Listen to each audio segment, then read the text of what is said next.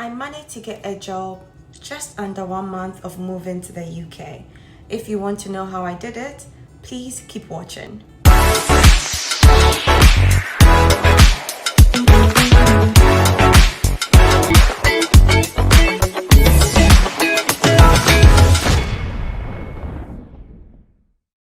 Hi, this is Reflections with Betty.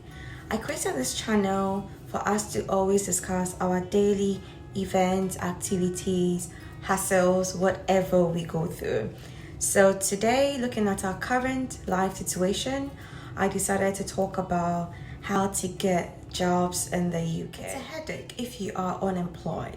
So I'm going to share with you how to get a job as easy as possible, especially being a foreigner. Before we start, I want to give you a quick background of myself just for the context. Originally, I'm from Ghana, and within the first month I came to the UK or moving to the UK, I was able to land on my first job. Honestly, I've been changing quite a number of jobs, to be fair, and it was because of my movement. So initially I was living in Aldershot, and from Aldershot I moved to London, and from London I moved to Salisbury. And I mean, those who are here, you could tell the distance, and obviously I can't be commuting to work from such areas, so I had to change my jobs. So today's tips are the tips that helped me in search of these jobs I was able to get. So first and foremost, I can't emphasize enough on how it's important to get a polished CV. Personally, I didn't know there was a certain standard of CVs these hiring agents are looking out for. So that was the first tip I got when I was searching for these jobs. Polish your CV. It's the first thing a hiring manager or a recruiter will see. So in a way, your CV should be as professional as possible. So you can get one of these independent contractors to help with your CV, because man, if you're going to be looking for a job in a competitive, environment like the UK, you might as well, bring on your A game. Most of these independent contractors, they charge. It's not free. So check within your means, because as someone in search of a job, it's likely or very obvious that you may not have lots of money to be spending on, CV reviews or rewrites. So check for the affordable one. So yeah, you can use peopleperhour.com. I would advise you get one within your budget, and there's no need to waste, hundreds of pounds just for someone to rewrite your CV for you. It's a good deal for them to help you out, but about £20, £35 maximum won't be bad. So now that we have the perfect CV done, now it's time for us to search for the jobs. There are lots of avenues to be looking out for jobs in the UK. So I'm going to put the ones I personally use into different categories, and then you check out which one can help. The first one I would like to talk about using these job agencies or recruiters. You go to their website, they mostly want you to register with them by sending in your CV as well, the perfect CV, of course. Send it to them, then they can suggest to you what jobs they have or what are the available vacancies they do have. Most people don't like using these agencies because sometimes they feel they are being cheated. But to be fair, the hard job is done for you. I'm talking about the agencies first because it got to a time I was, juggling between two different jobs, and I wanted to stop the other job. So for me to sit down, now going through websites from one company to the other, looking for the job by myself or for myself, I decided to use these agencies. So as I'm doing the second job, they are there, outsourcing or doing these jobs, and all you have to do is to select what they came up with. Or if you have plans of relocating to the UK, everything is right now on the net. You might as well start doing your own search. And if you think it's getting to the toughest stage where you can't, go further again, then you can involve them. But I would suggest you do it by yourself for the beginning. You have to prevent this whole back and forth. We got you this, what do you think? What are the challenges? And blah, blah, blah. I think it's sometimes a little bit waste of time, and they drag it as well. And you will not be the only candidate. They will be looking for a job for you. So next, I'll be talking about the job site. There are lots of job sites here in the UK, but the few ones I'm going to mention are those most people use in search of jobs. I can talk about the Monster, Total Jobs, TV Library, and Indeed. I think these are the four I know. If you should ask any random person, they might mention one or two out of this list, even though I said there are a lot out there. So having these job sites, you might as well register with all of them, send in the CV you worked on, and they will just drop you notifications anytime something is matching your CV. I realize most of these recruiters do their job posting on these job sites, and from time to time you will get some of these companies' HRs also posting the vacancies they are looking out for. So you might as well just upload your CV and mark yourself as someone looking for such opportunities or looking for the opportunities out there, and they'll surely get back to you on that as well. The next category I'll be talking about is LinkedIn. I used to have a LinkedIn account way back about 5-6 years ago, but I never used it as I had to use it until I got to this country. I realized, oh, one of the greatest place to get a job is LinkedIn. I think LinkedIn is very helpful because it has the LinkedIn jobs, whereby looking for available jobs, location, benefit it comes with. I mean, to the extent of even seeing or knowing the HRs or the hiring managers of those companies, the MDs, some of the workers with those companies. So I also think or strongly suggest, if you don't have a LinkedIn account, you jump onto LinkedIn, create your account, sell yourself out, have a polished profile whereby any recruiter or a hiring manager will just see your profile and go, oh, I think that is a good candidate. So LinkedIn is a place I will strongly suggest you have, or you go on there.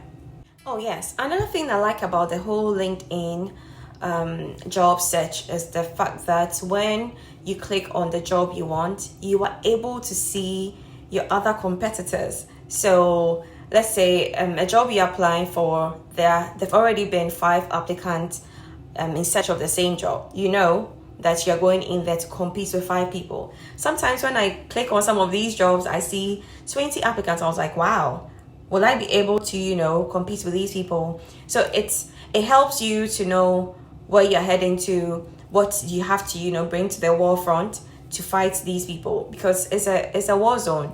It's either the person gets it or they get it or you get it. The good thing too again about LinkedIn is because these hiring agencies are there, so as soon as they see your profile or they see your polished, detailed profile, all they do is click on it. If they want to get in touch with you, then they can email you. But for the other sites, they now have to look for your email, they have to now get your phone number, they have to now call you or schedule an appointment with you, which I think sometimes is so long. So the next category I would like to talk about is the company's career page.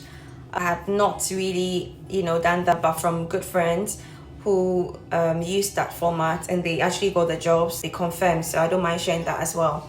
So using these career or company career pages is you going straight to the website. So let's say if you want to work with Coca-Cola, McVitie's, Tesco, like the company you're dying to work with, you go straight to their company website, go on their career page and search for the jobs you may want to apply for. If they don't, or they have something similar of your interest, you just go straight on there, apply directly. Apparently it works like magic. Another thing I know people also do is walking directly into these companies. So let's say you want to work with Microsoft's company, and you know where the company is located and it's not far from you. You could just drive there, go straight to the receptionist, ask what are the job vacancies they do have. Some, if they are very nice, they can even tell you to hold on and talk to the HR yourself, or they'll still have to direct you back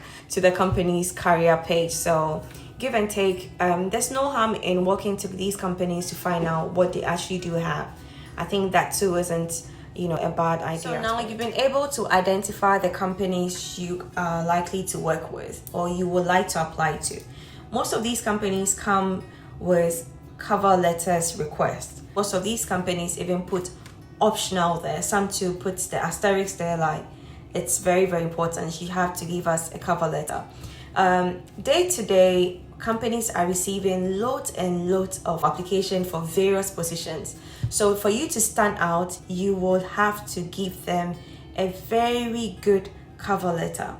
The cover letter, try to tailor each position you're applying for to that specific cover letter.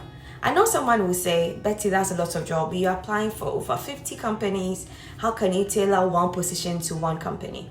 I know it's a lot of job, but what I can suggest is, give or take, if you're applying to about 50 different companies, what you have to do is take about 10 to 15 of them that you will do 100% justice to these applications.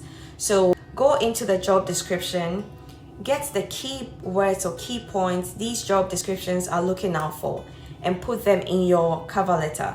And possibly some of these job descriptions even mention names of the HRs or the managers you might be working directly under. What you do is address the cover letter to these names given to you, so they feel the letter is coming to them personally. They'll have that soft bond with you in the initial stage, and who knows, they can call you for an interview. After going through the hassle and sending in your application, is now the waiting game. I don't like to wait a lot. So I give myself a couple of days to follow up on these applications. Sometimes you will never know. As soon as you send the application, the next following day, these recruiters or hiring managers are right at your doorstep knocking. Hey, come and work for us. But if you're not hearing from them, I don't think I can even wait for a week if I don't hear from them. Then I go onto their company's website, look for their phone numbers, and do a follow-up call. Because some of these companies, their turnaround is quite quicker than deadline dates they put on their job application. So as soon as I apply for a job, I give myself a couple of days and I keep calling them back. Imagine them going through all these applications to call each and every person to tell you or give you a feedback. I want to hear my feedback. I want to know, is there more, jobs to be done by continuing to search for these jobs, or is there hope? So for me, I don't wait that long. After a couple of days, I call these people to find out how far. Are we on a good path, or do I start looking elsewhere? The quicker you chase it, the faster you get the job. So guys, that's all I have for you today. I hope this video has been helpful. Please don't forget to subscribe to my channel, share, and click on my notification bell so you know as soon as I post my next video. Thank you and stay blessed. If you are enjoying this channel, please subscribe, like, and share. And for any suggestions, please comment below. I will see you in my next video.